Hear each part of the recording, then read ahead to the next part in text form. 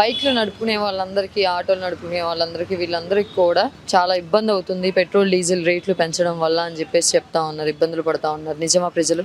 నిజమే మేడం.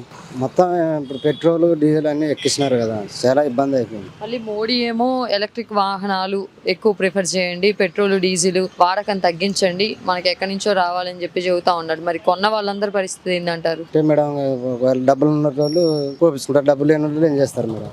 పైసలు లేని వాళ్ళు పేదోళ్ళు నడుపుకోలేరు. ఇట్లా ప్రజలను ఇబ్బంది పట్టడం అంటారా గవర్నమెంట్?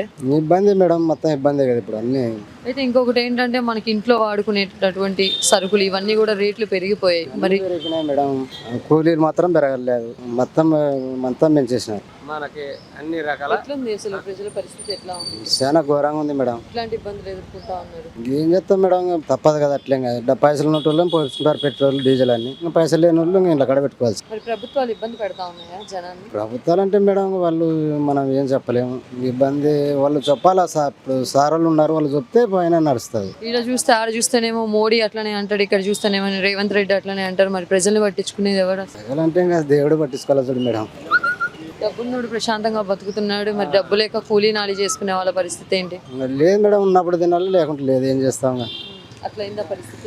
ఇప్పుడు వాళ్ళే మనం లక్షలు పెట్టి బండ్లు కొంటా ఉంటాం, 1,50,000 బండి ఏది కొనాలన్నా కానీ అంతంత రేట్లు పెట్టి బండ్లు కొంటుంటే మరి పెట్రోల్ డీజిల్ 150, 160 చేస్తే మరి మన పరిస్థితి ఏంది? ఇప్పటికీ 110కి చేరింది పెట్రోల్ డీజిల్. తగ్గిస్తే మేలు మేడం, తగ్గిస్తే బాగుంటది. ప్రభుత్వాలు సారాలు అంత పెద్దోళ్ళు చూసి మానవుడు బతకాలంటే కష్టం.